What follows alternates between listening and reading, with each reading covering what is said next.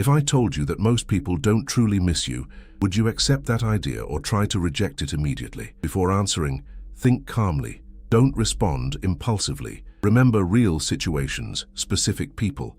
How many times has someone said they missed you, and yet in their behavior, something didn't seem entirely consistent? This difference is small on the surface, but profound when you start to look more closely. From an early age, we learn to associate presence with affection. If someone seeks us out, sends a message, shows interest, our minds automatically interpret this as an emotional connection. It seems logical. It even seems obvious. But there's a question almost no one asks. What exactly is this person looking for when they come to you? Is she looking for you as a complete person, with your identity, your ideas, your limitations, your flaws? Or is she looking for what you offer, the way you listen to her, the help you provide, the comfort you offer? At first, everything seems genuine. Conversations flow easily. The presence is constant. There's a sense of closeness that provides security. You begin to believe that there's something solid there, something that will endure over time, something that doesn't depend on circumstances. But little by little, signs appear. They aren't clear signs. They aren't direct signs. They are small details that go unnoticed if you're not paying attention. People seek you out more when they need something than when they simply want to be with you. Conversations often revolve around their needs. When you share something important about your life, their attention subtly decreases. It's not explicit rejection. It's something quieter, almost invisible, but constant. And yet, you remain present, because there's a feeling that holds you captive, the feeling of being important, the feeling of being needed, and that might seem the same as being valued, but it's not. Now a question arises that may be troubling. Are you valued or merely useful? This difference completely changes how you understand your relationships. When you are valued, your presence alone is enough. You don't need to prove anything all the time. You don't need to constantly deliver something to maintain the connection. The connection exists even when you're not offering anything. But when you are useful, the logic changes. Your presence becomes associated with what you do, what you deliver, what you solve. You cease to be just someone and become a function. And functions are replaceable. This is the point that most people avoid facing, because while you're being sought after, while you're being requested, everything seems to work. There's movement, there's contact, there's the illusion of proximity, and that's enough to maintain the belief that something real is there. But there's an important detail that often goes unnoticed.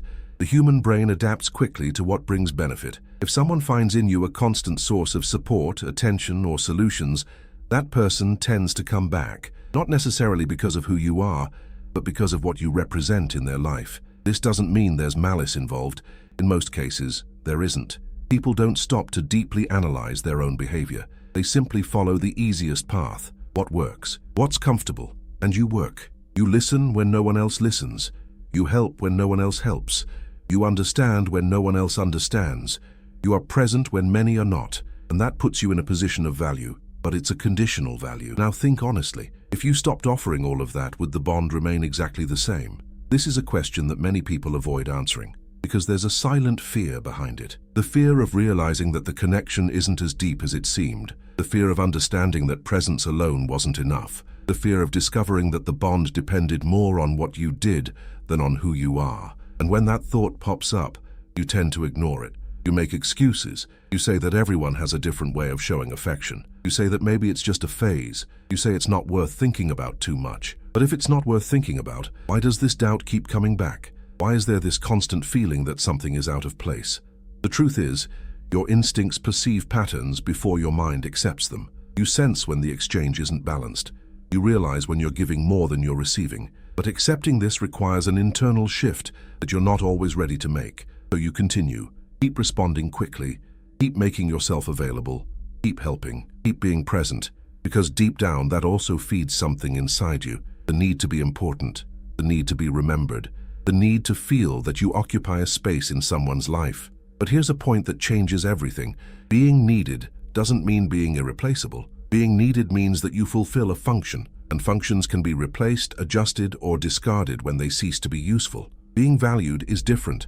It's when your absence is felt, even when you're not offering anything. It's when your presence has weight, not because of what you do, but because of who you are.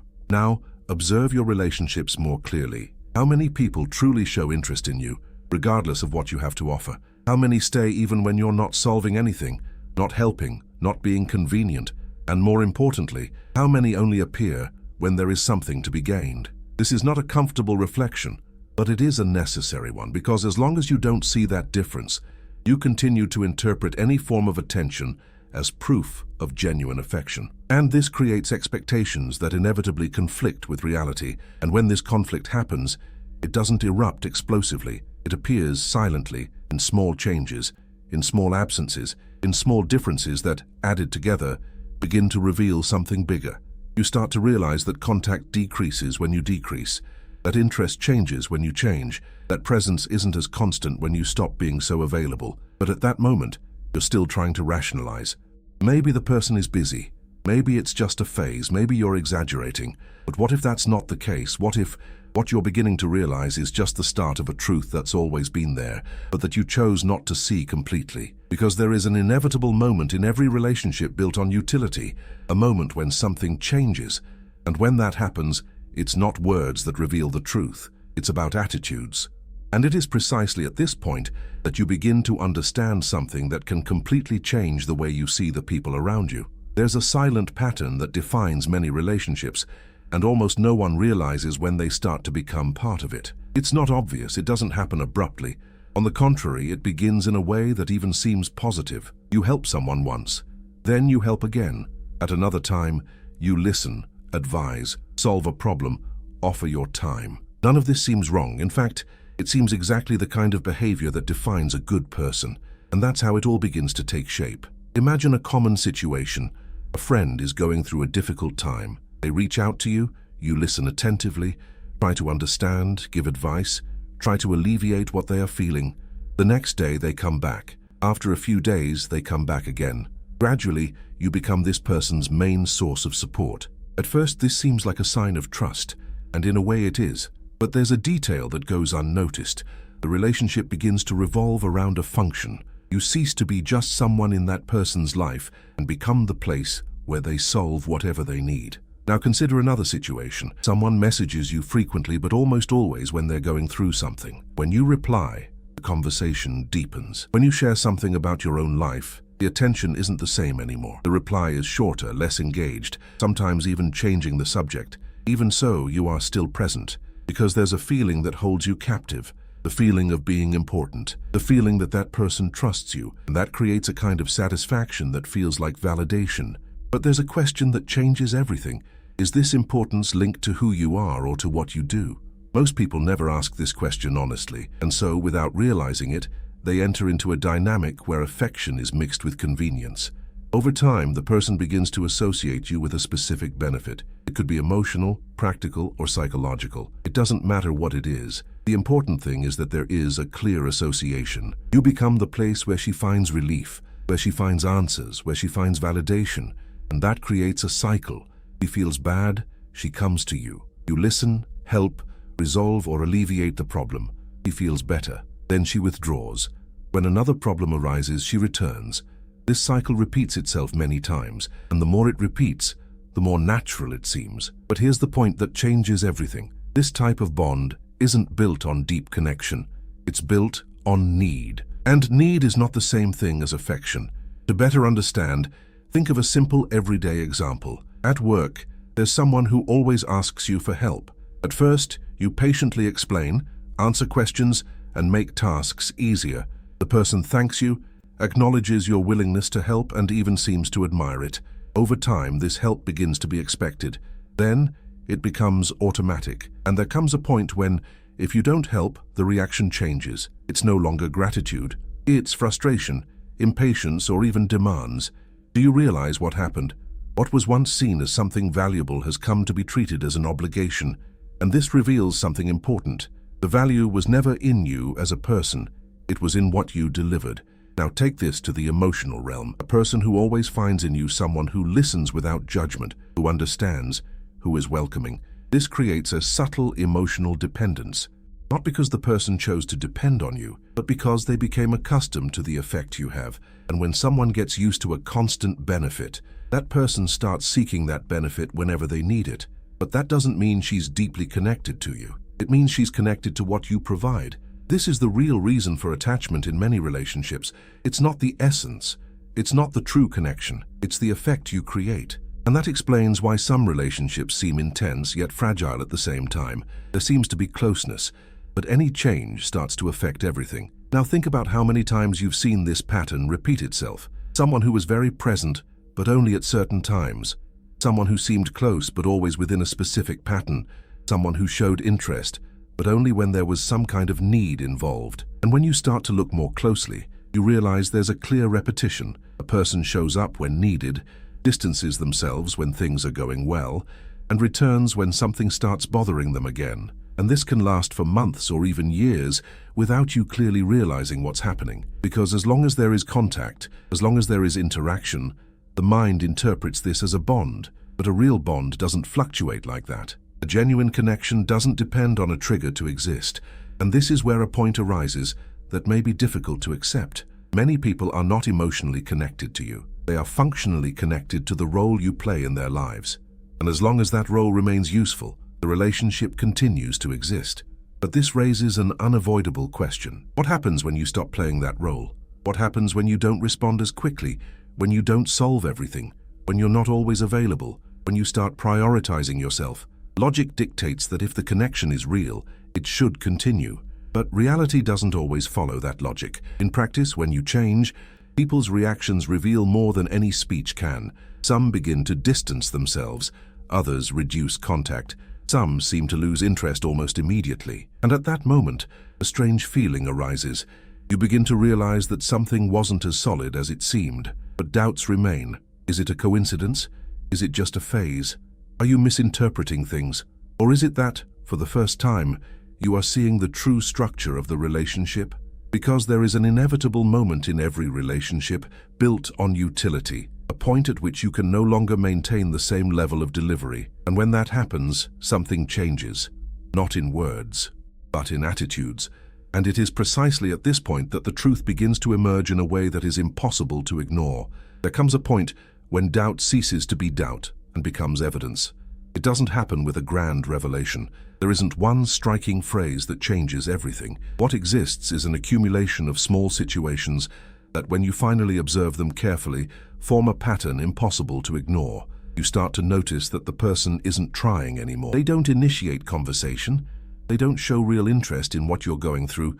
They don't make an effort to maintain the connection. And most importantly, this didn't happen out of nowhere. It happened after you changed your behavior. Now stop and think clearly. If someone truly misses you, that person tends to react to your absence. There's a natural impulse to draw closer. Absence generates movement. But when this movement doesn't exist, what does that mean? This is the part that most people avoid facing. It's not that the person feels absolutely nothing. It's that what they feel isn't enough to generate action. And that reveals something deeper than any words can express. You were not the center of the connection. You were the means by which something was obtained. To better understand, imagine a common situation. A person comes to you whenever they are emotionally overwhelmed. You listen, offer advice, and help them organize their thoughts. After this conversation, they feel better, lighter, more at peace, and then she disappears. Days later, when a new problem arises, he returns. The dynamic repeats itself. You welcome her, help her, solve the problem, and then she walks away again. Now observe carefully. The bond doesn't revolve around you. It revolves around her emotional state. You are not the priority. You are the solution. There is a concept studied in psychology called intermittent reinforcement. It shows that when a person receives emotional relief repeatedly, even if not constantly, the brain creates a strong association with the source of that relief. This doesn't mean a deep connection. It means conditioning. The person doesn't necessarily come back because they miss you. They come back because they've learned that you resolve something within them. And when you stop offering that relief, something changes. Now consider a simple everyday example. In the workplace, there is someone who always depends on you to complete tasks. Initially, this person shows gratitude, recognition, even a sense of closeness. Over time, this changes. Help ceases to be seen as something extra and becomes expected. Then it becomes almost an obligation. When you start saying no, the reaction isn't understanding. It's frustration, detachment, or even indifference. Do you realize what this reveals? The value wasn't in you as a person. It was in the role you played. Now apply this to your personal relationships. How many people stay close to you while you're being helpful, but distance themselves when you stop fulfilling that role? This question is direct but necessary. There is an interesting finding in behavioral studies on human relationships. Relationships based on unbalanced exchange tend to last only as long as one party continues to give more than they receive. When this pattern changes, the relationship collapses or transforms rapidly. This doesn't happen by chance. It happens because the foundation of the relationship was never balance. It was dependence on one side and surrender on the other. Now imagine a simple story. One person was always the central figure in a group. They organized meetings, remembered dates, resolved conflicts, and kept everyone connected. They were seen as essential, always included, always remembered. Over time, this person decided to reduce this role. They stopped organizing, stopped taking initiative, and began to focus more on themselves. What happened? The group continued to exist, but the connection with that person weakened. The meetings continued, but she was no longer invited as frequently. The conversations dwindled. The contact became superficial. There was no fight. There was no declared separation. The only thing missing was the function that supported the dynamic. Now think carefully. If you need to play a specific role to maintain a relationship, can that still be called a true connection? This question changes everything, because it shifts the focus away from what people say and puts it on what they do. And behavior doesn't lie. People may say they like you. They may say they miss you. They may even believe it. But what truly reveals the truth is how they act when you're no longer offering the same. If there is no effort, there is no priority. Without initiative, there is no depth. Now comes an even more difficult point to accept. Most of the time, you had already noticed this before. You noticed signs, you felt something was out of balance. You realized you were giving more than you were receiving. But you ignored it because, as long as there was contact, it seemed enough. But now, without the same level of interaction, there is no more distraction. There is only reality. And this reality shows that what you interpreted as longing was often just the lack of what you offered. That's the inconvenient revelation. It's not a complete absence of feeling. It is the absence of need. When you're no longer needed, your presence ceases to be a priority. And this may seem harsh, but it also brings clarity. Because from that moment on, you no longer need to interpret confusing signals. You no longer need to justify the other person's behavior. You no longer need to wonder what happened. You're starting to understand. And when you understand, something changes. The issue ceases to be about the other person, and then it becomes about you. Why would you accept a relationship based on that? Why did you keep delivering so much without noticing the pattern? Why were you confusing movement with connection? These questions are more important than any external answer, because they point to something that hasn't yet been resolved within you. And that is precisely what is inevitably beginning to emerge now. Once you clearly see this pattern, the most common reaction is to look outward and try to find someone to blame. It seems logical to think that the problem lies with other people, that they were opportunistic, that they only approached you out of self-interest, that they didn't know how to value what you did. In some cases, that may even be true. But stopping at that explanation prevents you from seeing the most important part, because there's something about this dynamic that wasn't imposed. It was built with your participation, and that's the point that changes everything. Without realizing it, you taught them how you wanted to be treated, not with words, but with your behavior. Every time you made yourself always available, every time you responded immediately, every time you solved problems that weren't yours, you reinforced a pattern. You demonstrated in a practical way that you would be there regardless of the circumstances, and people learn quickly. Not necessarily because they want to take advantage, but because they're following the easiest path. If someone realizes they can rely on you without needing to offer the same level of commitment, that person tends to maintain that dynamic. Now stop and think honestly. If you had been more balanced from the beginning, if you hadn't always been available, if you had set clear boundaries, would this relationship have developed in the same way? This question is uncomfortable, but essential, because it shows that the problem lies not only in the other person's behavior, but in the way the relationship was built. There's a simple principle in human relationships. People adjust to the pattern you consistently maintain. This means that it's not your words that determine how you will be treated, it's your repeated actions. If you are willing to give more than you receive, this pattern is established. If you avoid setting boundaries so as not to create discomfort, you create an environment where the other person doesn't need to adjust. If you constantly prioritize the other person, you teach them that your priorities are flexible, and this happens silently. Now imagine a common situation. You have a friend who always comes to you when they need something. At first, you help without thinking. Then you help again. Over time, this becomes frequent. You start to realize that the person is rarely there when you need them, but they still continue to help. Why? Because at its core there is a belief that underpins this behavior. The belief that by being helpful, you maintain the relationship. And this belief is more common than it seems. Many people associate their worth with the ability to help, to solve problems, to be there for others. There's a feeling that if you don't do that, you lose ground, you lose importance, you lose relevance. But this creates a silent problem. When your worth is contingent on what you deliver, you become dependent on that behavior to maintain your relationships. And this creates a cycle. You keep giving in order to remain remembered. Keep helping so you can continue to be sought after.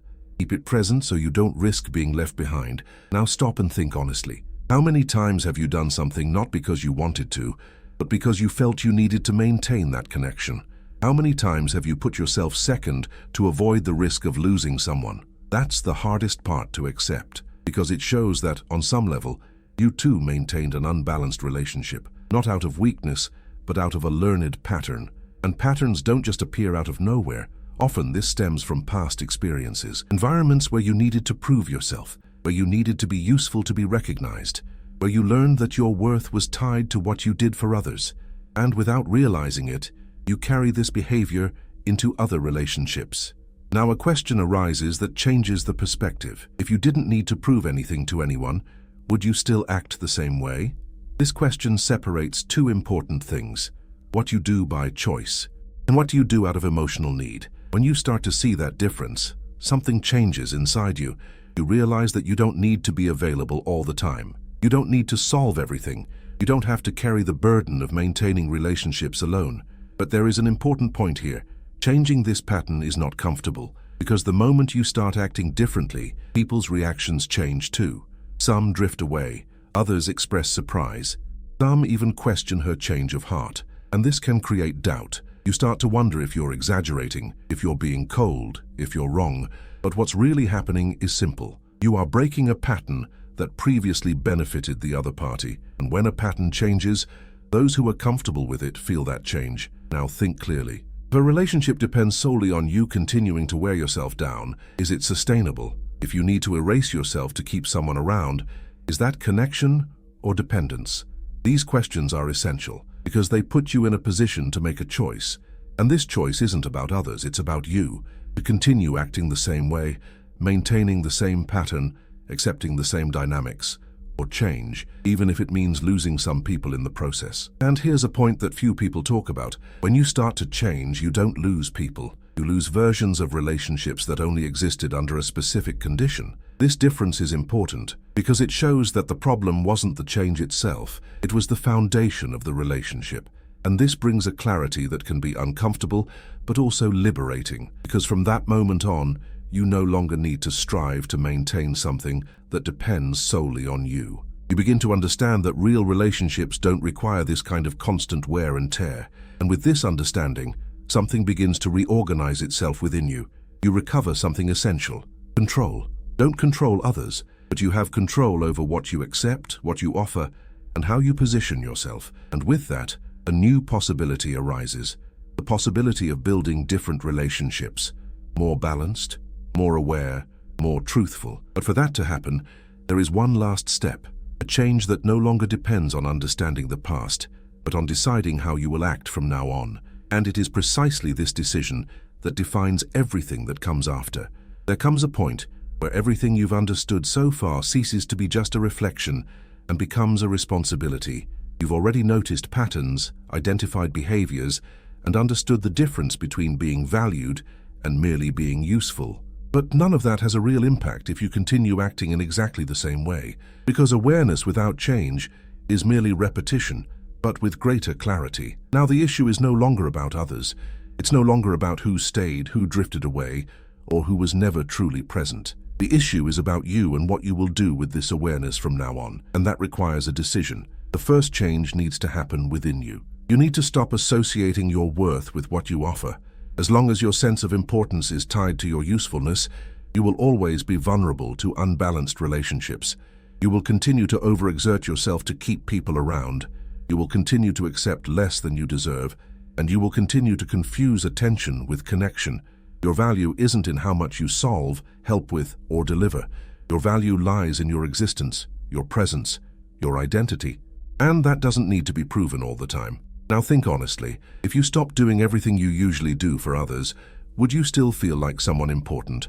This question isn't comfortable, but it reveals a lot. The second change is behavioral. It's not enough to just understand. You need to act differently. And that starts with small decisions that, added together, completely change how people interact with you. You don't need to respond to everything immediately. You don't need to be available all the time. You don't need to take on responsibilities that aren't yours. You don't need to solve problems that other people could solve on their own. Create space. This space is not about rejection. It's about balance. When you create space, you allow the other person to move as well. You allow them to demonstrate interest, effort, presence. And it is in this space that the truth emerges. Those who truly value you will approach you. Those who are only there for what you offered will leave. Now observe this carefully. When you reduce your availability and someone remains present, it shows something real. It shows that the connection doesn't depend solely on what you do. This is a rare sign. The third change is learning to set boundaries without guilt. Boundaries are not aggressive. They are not cold. They are not signs of indifference. Boundaries are signs of awareness. You can say no without over-explaining. You can choose not to respond immediately without justifying yourself. You can choose not to get involved in everything without feeling like you're failing someone. And here's an important point. Those who respect you respect your boundaries. Those who only benefit from you react against them. This difference acts as a natural filter. Now comes a part that requires maturity. You need to accept that some people will drift away. And that's not a loss. That's selection. When you change your behavior, you alter the foundation of your relationships. Some of these relationships won't withstand this change because they were never built in a balanced way. And that's okay. Keeping people around who depend on you for your own benefit isn't about connection. It's about maintaining a pattern that harms you. Now think clearly. If someone only stays in your life while you're erasing yourself, was that person truly in your life in the first place? This question redefines everything. The fourth change is learning to observe reciprocity objectively, not just in what people say, but in what they do. Do they initiate contact? Do they show genuine interest? Do they make themselves present even when you're not offering anything in return? Do they respect your time, your space, your boundaries? These are the real indicators of a healthy relationship. If you're always the one pulling, the one holding on, the one supporting, then that's not a relationship. It's a one-sided effort, and unilateral effort cannot be sustained in the long term without causing harm. Now there is an important emotional point. You need to allow yourself to step out of the role of the person who always solves everything. This role may have made you feel important in the past, but it also placed you in relationships where you were needed, not valued. And abandoning that role can lead to discomfort. It can generate silence. It can lead to estrangement. But it also opens up space for something new, for more casual relationships, more balanced, more truthful, and most importantly, relationships where you don't have to prove yourself all the time. Now think about the difference. Before, you had to do something to be remembered. Now, you will be remembered for who you are. That's the key change, and she transforms everything. But to do that, you need to accept a simple and straightforward fact. Not everyone will stay in your life when you stop being useful, and that doesn't mean you've lost something valuable. It means you've stopped supporting something that depended solely on you. This clarity can be harsh, but it's also liberating because it gives you back control. Control over what you accept, control over what you offer, control over who stays. Now the final question is simple. Are you going to keep applying the same standards to yourself, expecting different results? Or will you use everything you've learned here to change the way you act? Because from now on, it's no longer about a lack of knowledge, it's about choice. And every choice has a consequence. If you continue as before, you will get the same results. If you change, the results change too. And that is the only real form of transformation. Now, if this content made sense to you, if it brought you clarity and made you see things you hadn't noticed before, then don't let it stop here. Subscribe to the channel to continue developing this type of perspective. Like this video so that more people can access this content. And if you'd like, share your experience in the comments. You can do so anonymously if you prefer. Often, what you experience can help others understand what they haven't yet been able to see. From here on, it's no longer about understanding. It's about taking action.